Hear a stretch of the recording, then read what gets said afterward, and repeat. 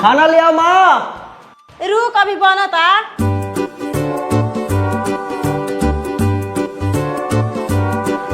अभी ले खाना ना बनल। हाँ तो का करी, हम अकेले बानी, ऊपर से नीचे ले पड़त पड़त हमारा लेट हो जाला। तोरा के कहिले कि बियाह कर ले, तो तू बियाहे ना करल। धक तोरी बियाह के कोनो बढ़िया लड़की मिली तब ना आदमी बियाह करी कि गाय भैंस से बियाह करी। का जानी इनका कैसन लड़की पसंद पड़ी कि बियाह करी। हाँ बबलू भाई। कहाँ रह गए हो सुनील भाई? अरे भैया बस 5 मिनट वही से गाछी में रुको, हम आवते बानी। अरे मर्द जल्दी आइए, स्टडी कराइए, टाइम इज ए मनी। हाँ बस हम कागज पत्र लेके आते हैं, तोरा के दिखा दो तनी। ठीक बा ठीक बा। अरे भाई खाना बना के रखे, क्लाइंट आइल बा, तनी प्लॉट दिखा के आओ तनी। ठीक बा। खाम तो खाम। अरे झिंगुरवा बड़ी झाड़ झूर के कहाँ जाता रे? गिरगिट जा दाल भात गोश आ 500 के रोज के जुगाड़ हो गेल। कथी में? बबलुआ जमीन लिखवाता, वही में जाता नहीं गुआही देवे। आ एकर दलाल कौन बा? तोरे पट्टीदार सुनीला बा। ई सर्व पटीदार तो साला दलाली कौक के दूताला पिटवा लेलक। एगो हमर बेटा बा चपरासी, उहो सरकारी, आ तब हमरा घर के घर जाता नून तेल तरकारी। ई साला के यात्रा कैसे खराब करी हम। अरे रे रे मधुरवा, हाँ कहाँ जाता रे? ड्यूटी जाता रे? हाँ। ड्यूटी छोड़, हाँ। पहले चल पटीदार के गांव में च्यूटी काटल जाओ। हाँ। सर्व जाता जमीन लिखवावे। चल आओ जल्दी। मधुरवा पटीदार के यात्रा खराब कर दे ये सर्व जॉब जॉब 4 चक्का पर चोर के हमनी के घर में है जाला नु, साला देख के हमर गाड़ जोड़ जाला। चल देख देख भीतर कथी करत है, साले के 4 चक्का आज पंचर कर दिया। देखो तानी कथी पर चढ़ के जाता।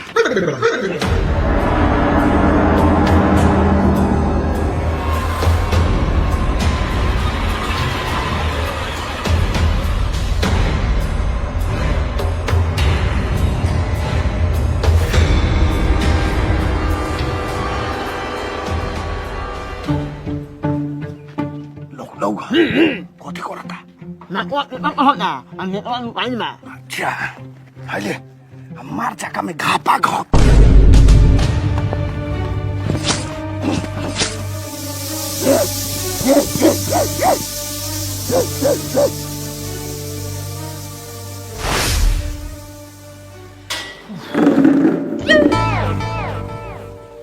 देखो देखो तोप काहे लेता रहो? हमरा मालूम नहीं खे कि पढ़ल लिखल तो मार नहीं खो, खाली छौरी सब के फोटो नहीं आ रहा पेपर में। जा तनी उम्र के ना लिहाज कर। बेटा हो गेल सियान, बियाह शादी करे वाला, ओकर चिंता नहीं खे। अब बैठल बैठल छौरी के पेपर नहीं हारा तरन। अच्छा उ सब छोड़, एगो लौरतन तेल ले ले या हमरा ला। कौन तेल? लौरतन। लौरतन तेल ना होकली, नौरतन तेल होकली हमर बाप।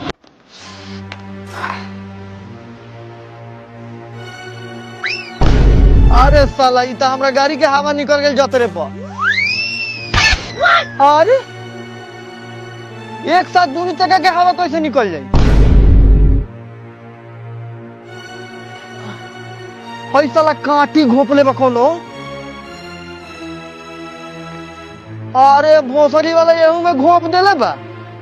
बताओ हई साला अगल बगल के दोगलैया में बा। देखो तो कि जाए वाला बा काम पर, तो जतरे पर साला हमरा गाड़ी के चक्का पंक्चर कर देल। बताओ तो दूध को काटी साला दूध चक्का में घोप देल सा। जा साले लोगिन तनका तोरा की होता तो देख के जोड़ा तोरा लोगिन। भगवाने विचार करियन ना, गार में साले हेता हेता कोरी फूटल तो कहिया लोगिन। बुलेटवा से चल जाता नहीं। ए माई बुलेट के चाबी दे।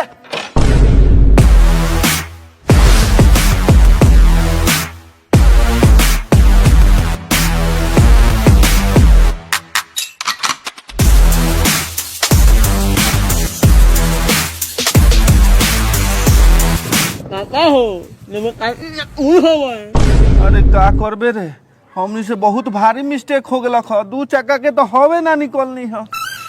साला के फिर आज काम बन जाए। ठीक बा, जो तू ड्यूटी पर जो ड्यूटी पर।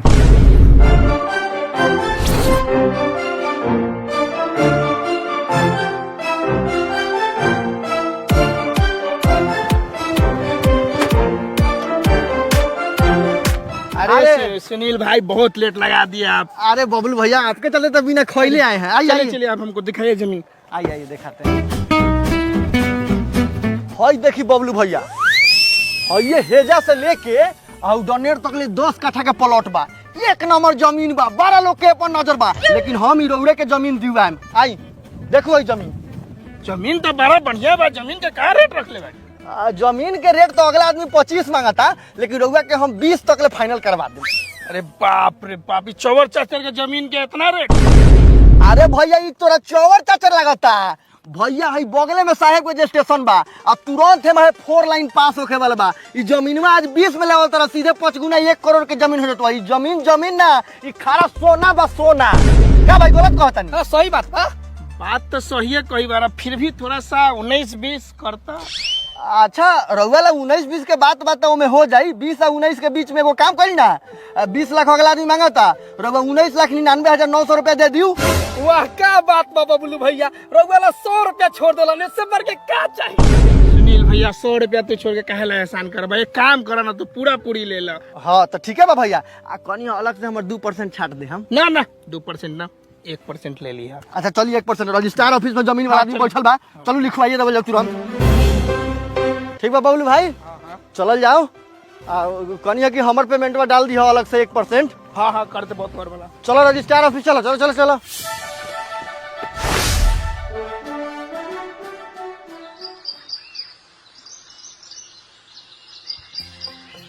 मने दरानी छुआ छुआ जा, साला 4 चक्का तो पंचरे नु बा, फिर आज मोटरसाइकिले से जाए के हुई।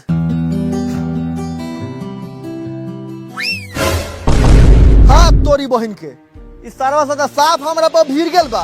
भाई 4 चक्का तो पंचरे करे लगा, साला अब 2 चक्कुओ पंचर कर देल।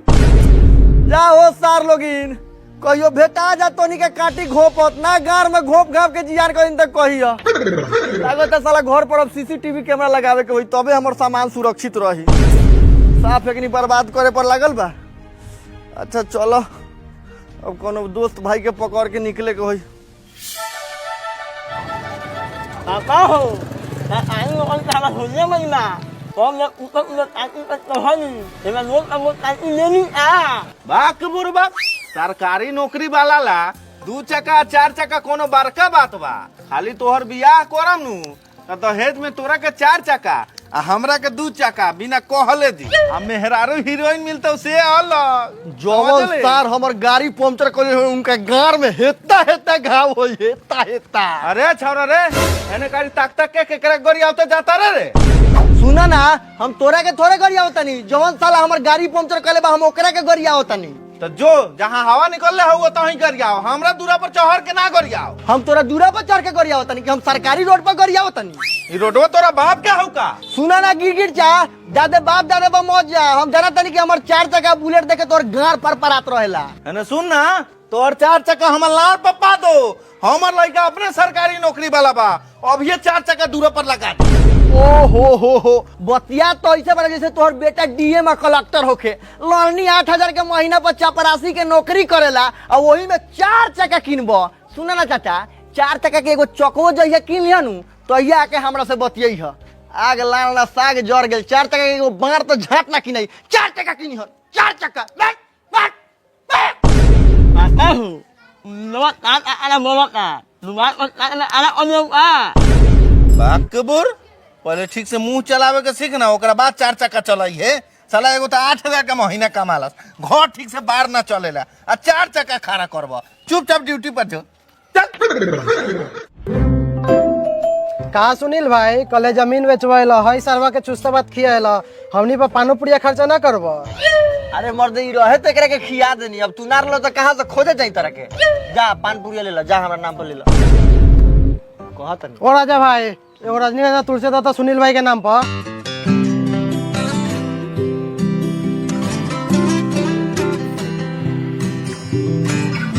अरे तू तो कामला पसंद खा ली सही, रजनीगंधा लेके आवत रे। हाँ फ्री में मिल रही है तो खाओ ना। ओ सर कल चुस्ता बात खेला तो पैसा दे के खाला। रे साला गुआही देवे गेली तो खैनी। अरे साला चुप, खात हमर बा गार तोहर फड़ता, खा ले खा ले खा ले। ए संदी यही लेके उतरल जाओ, तनी पान पुड़िया खा लिया, अब पोतो लगा लिया सब। ओ भैया तनी तुलसी 300 के 3 गो पान बनावता। ओ भैया पटेल जी में कोनो लड़का बताऊ ना जो कमा धमात हो कोई एगो बड़ा सुंदर लड़की बा, ओकर बियाह करे के बा।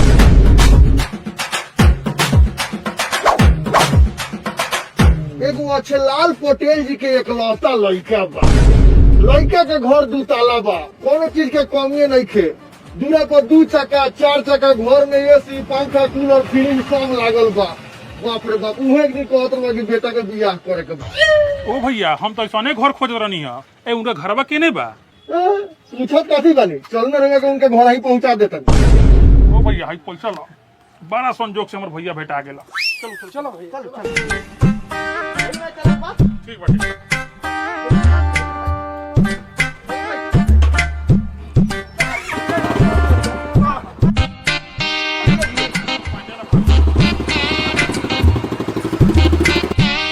बउआ नहीं है ई गामछा टोपी वाला सुनीले भाई रलवा ह का? हाँ रे, हमार गाँव छाए के टोपी लेके आज अगुआ के टोपी पहनाइए के मन तो पूछो का बहुत तेज आदमी हवो।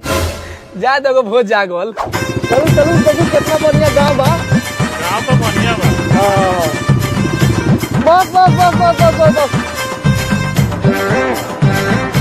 हवे 2 ताला तक चौक जवन घरवा लौकता नु, ये लड़का के घर बा।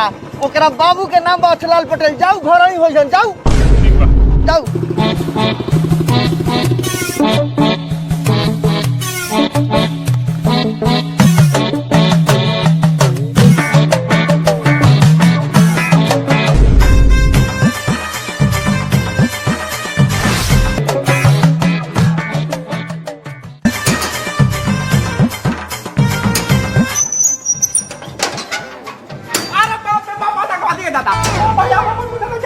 ओ बाबू, फॉर्म मारी सुनीला बा। अच्छा सुनील बारे रे, तो ये कौन वेशभूषा बना के पीछा महकाया बता रे? पीछा में यही चलते आओ तनी, काहे कि आगे माहे अगू आयल बा। जा बैठाओ सबके, तोले हम तैयार होके आवतन। जा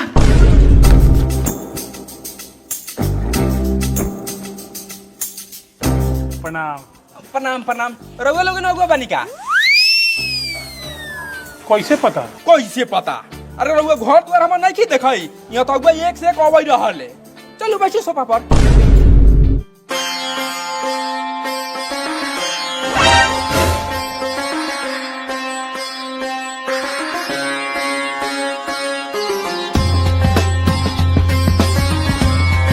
आहो गिरगिट चा, बड़ा गौर से पटीदार के घर देखो तारा, ऐसन के घर बनवेबा का? अरे ना रे बउआ, ऐसन कोनो बात नहीं है।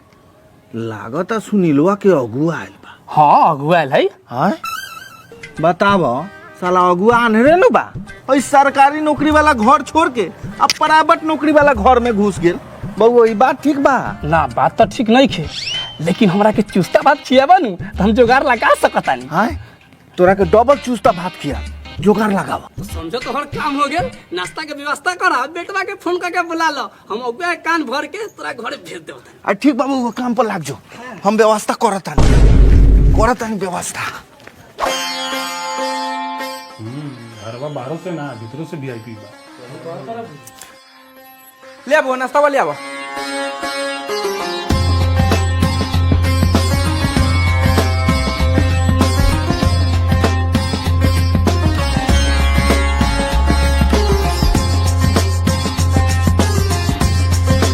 ओके ओके, नाश्ता पानी होके। अरे नाश्ता पानी तो होते रही, लेकिन कहे के बात ई रहलक ह कि चौक पर हमरा मालूम चलल ह कि रउआ एगो लड़का बा बियाह करे वाला। सही मालूम चलल हा, लइको बा लइका के बापो बाटे।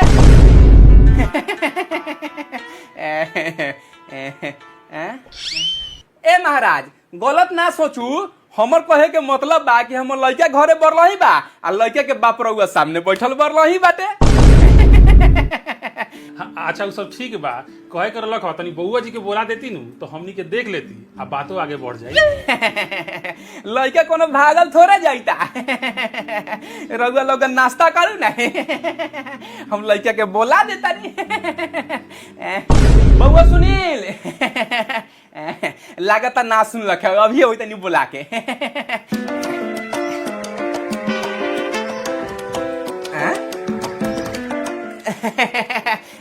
नया सिस्टम लगले बने सुनील से, हमरा समझ में होता ना आवले।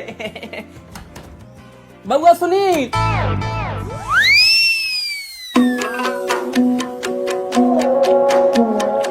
भैया हो तो बुढ़वा लागत हो पागल हो का दू सही कहत हो भैया। बा के बुढ़बक सा बुढ़वा से थोड़े बियाह करे के बा, एकर लइका से नु करे के बा बियाह। इकलौता बा, घर दुआर देखते बारे कैसन बा। जैसे बुझाता वैसे कर। प्रणाम कर सब केहू के।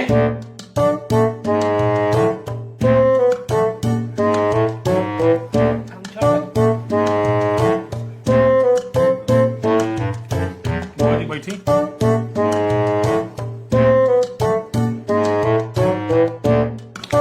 तो बुआ जी रो नाम कथी बा?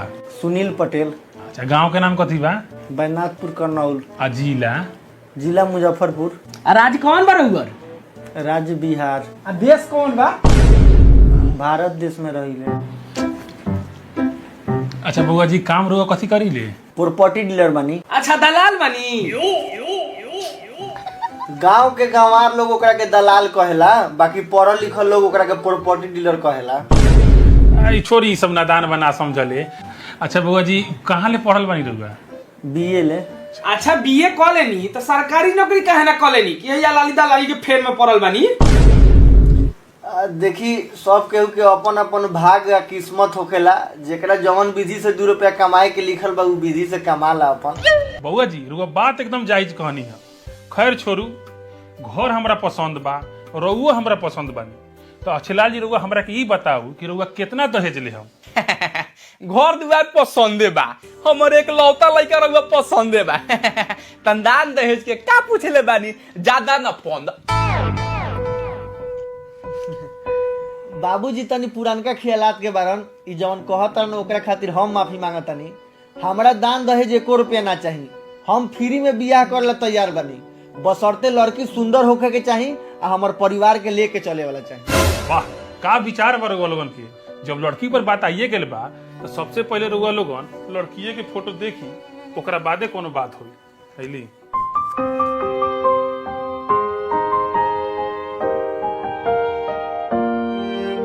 लड़की हमरा पसंद बारी फोटो से, बाकी बाबूजी बतिया लिया। कहता नहीं कि रहुआ लड़की हमरा लड़का के पसंद आइए गेल बा तो विशेष हम कथी बोली, छेका के तैयारी कर जाओ। बस बस बस रुआ आगे दियाओ आ हमरा घरे आइल जाओ, लड़कियों को देख ले हम आ वहाँ छेका छुकी भी हो जाए। ठीक ठीक ठीक ठीक बा ठीक बा। प्रणाम। अच्छा अच्छा खुश रह खुश रह। बउआ लिया लिए रखी न रखी, आशीर्वाद न हो कल ई सब। चल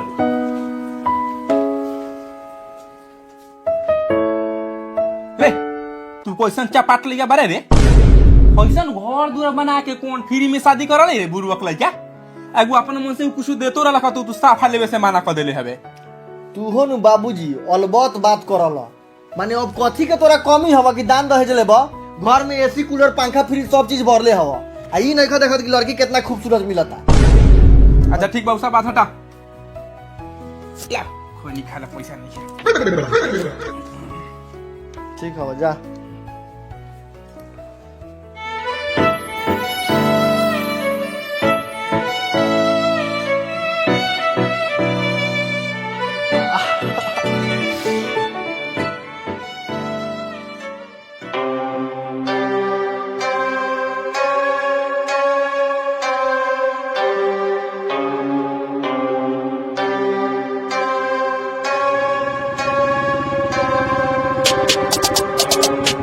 रुकी रुकी रुकी रुकी,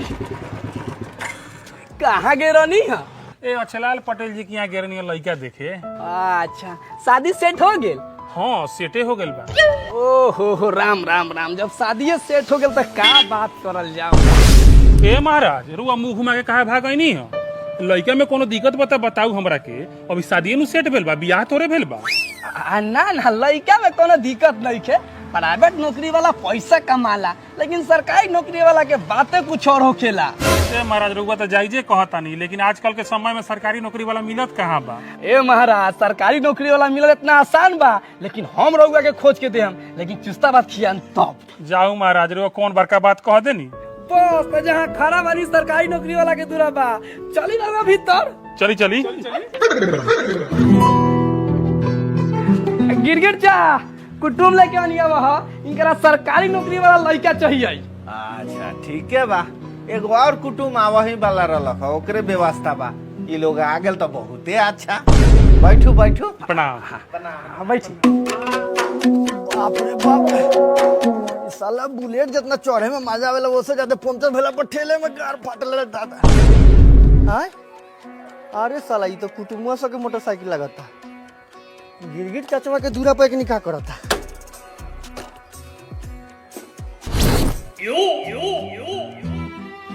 कहनी है कि हमर लड़का सरकारी नौकरी करेला तो डिमांड कुछ ज्यादा ही होई। कोनो दिक्कत नहीं के रउआ जे काम से दी आई। हाँ तो लड़का के चाही 4 चक्का आ हमरा चाही 2 चक्का आ नगद चाही 5 लाख रुपया। अगर क्षमता होके तो नाश्ता करू आ ना तो आगे बढ़। रउआ अपना जगह पर एकदम सही बानी, लेकिन एक बात बताऊ, लड़का कोना विभाग में बा? लड़का शिक्षा विभाग में बा। अच्छा, शिक्षा विभाग में बा तो कोना पद पर बा? बहुत अच्छा पद पर बा। ये महाराज, तो पद के नाम कथी बा, कोना पद पर बा? प्यून के पद पर बा। अच्छा चपरासी बाटे जो सरकारी स्कूल में झाड़ू पोछा लगावले आ मास्टर साहब के पानी पियावले। ए तो पूछो बा, सरकारी नौकरी न बा। हम जाना तनी रउआ लोगन टाइल्स मार्बल आ एसी देख के आयल बानी तो हई घरवा तंका खराब लागत हो। लेकिन एगो बात ध्यान में रखू, हमर बेटा सरकारी नौकरी वाला बा। एगो कहानी तो सुनले हो हम, कछुआ आ खरगोश वाला। कछुआ बा गते गते गते गते चलते चलते घपाक सिन अपना मंजिल तक पहुंच जाला। आ खरगोश बा बौआते रह जाला। अगर यहू बात से रउआ कुछ सीख मिलल होई तो आगे जे कहे के बा से कहू। अरे एमे कहे के का बात बा, तनी लइकावा के बुला देती तो हमनी के तनी देख लेती। अच्छा ठीक बा, बुला देव तानी। बहादुर, अरे सब लोग के प्रणाम कर। खुश रह।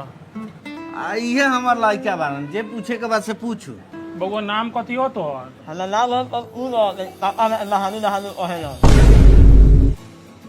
कथी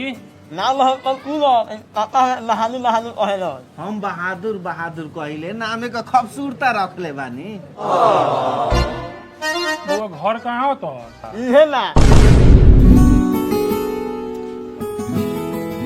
गाँव जिला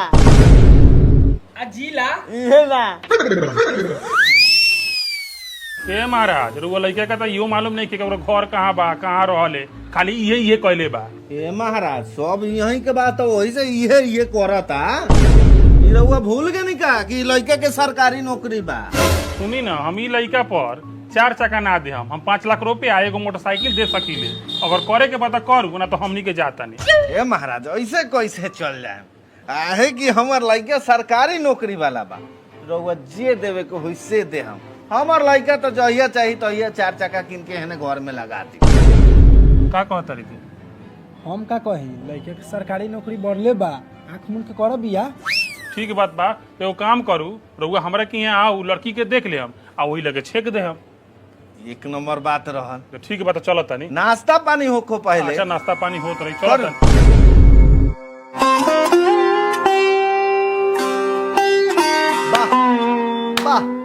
बाहर अगुवाई अब बाहर सरकारी नौकरी, माने हमर घर कोठी छोड़ के यहाँ खुटपैरिया घर में लोग बैठ के बड़ी कचरी खाता नहीं। ए साला, तोरा घरे हम रहे ना आईनी ह, तोरा से निमन हम घर बनौले बानी, बुझलिस? खाली हमरा मन में जमन दुख बानू तनी लोग के सुनावे आईनी ह। बियाह तो तोरे होई, काहे कि तोहर सरकारी नौकरी न बा, हम तो प्राइवेट नौकरी वाला बानी। आए बताव, हमर 2 तला घर बा तो हमरा घरे ई लोग बेटी बहन के बियाह ना करी, आ तोहर घर अभी लिंटरे भेल बा, ऊपर छजी नहीं खे, तो तोरा घरे अपन बेटी बहन के बियाह करी। काहे? काहे कि तोहर सरकारी नौकरी बा। हमरा लगे 4 चक्का बा आ मोटरसाइकिल बा, तबो ई लोग अपन बेटी बहन के बियाह हमरा से ना करी। आ तोरा लगे खाली टूटल साइकिल बा, तबो तोरा से बियाह लोग करी। काहे? काहे कि तोहर सरकारी नौकरी बा। हम 1.5-2 लाख रुपया के महीना कमाइले, तबो ई लोग हमरा से अपन बेटी बहन के बियाह ना करी। आ तू 8,000 के महीना कमालिस, तबो ई लोग तोरे से अपन बेटी बहन के बियाह करी। काहे? काहे कि तोहर सरकारी नौकरी बा। आ जगह जमीन के तो बातें छोड़ दे, अब शरीर के बनावट पर आजो।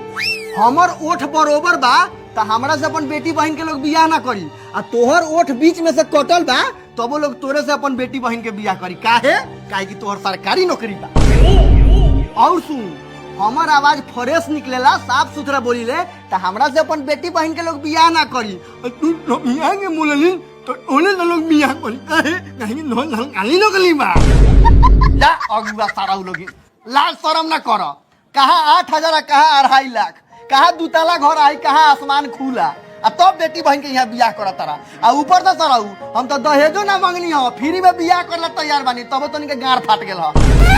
आ होई सारा बा 5 लाख रुपया एगो मोटरसाइकिल मांगता, तो एकरा से बियाह करबो लोग बेटी के। काहे कि एकर सरकारी नौकरी बा। तो टेला लोगिन सरकारी नौकरी देख के अपन बेटी बहन के बियाह कर जा। आ जब लड़की के लड़का बाद में पसंद ना आई आ नैहर में जाके बैठ के रोई, तब तो नहीं के बुझाई कि केकरा से बियाह करल। ए साले दूरा पर तो भगाओ तरा, जो ये साले काट के डरा में भरी नु तो ये बुझाई साले भागो तारा न के साले अभी कांडे लागन तोरा के। साले भड़काऊ भाषण देव तारा। ठीक बा, हमनी के चलो तानी। अरे महाराज ऐसे कैसे? ठीक बा, अभी जाऊ, हम सोमवार के दिन छेका लेके आवत। ना अभी रुक जाऊ, हमनी के विचार करके बताएं। अरे महाराज विचार का करे के बा? सुनी ना, 1 लाख रुपया कम कर ना दे। रह दी। सुनी 2 लाख रुपया कम कर देव। अभी रुक जाऊ 3 लाख। सुनी ना 5 लाख रुपया कम कर देव। ना रह दी, हमनी के विचार करके बताएं। अभी रुक ना जाऊ। 1 लाख रुपया हमर बेटा, 1 लाख हम दे। ठीक बा, हम विचार करके बताएं। अभी जाए क्या विचार करके बताएं? सुनी ना बाबू, ये सर्व पटीदार का नहीं के छोड़े के सब सारा के खोर में आग लगावल जाओ।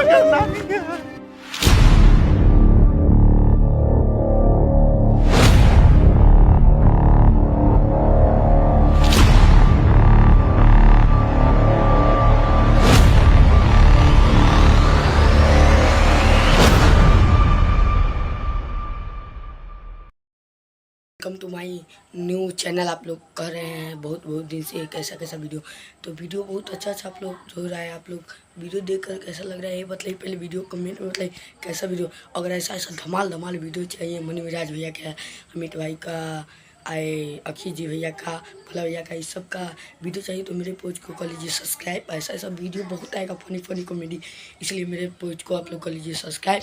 ऐसा कॉमेडी बहुत लाते रहते हैं हम, प्लीज़ सब्सक्राइब कर लीजिए। तो मिलते हैं अगले वीडियो में, तो अगली बाय।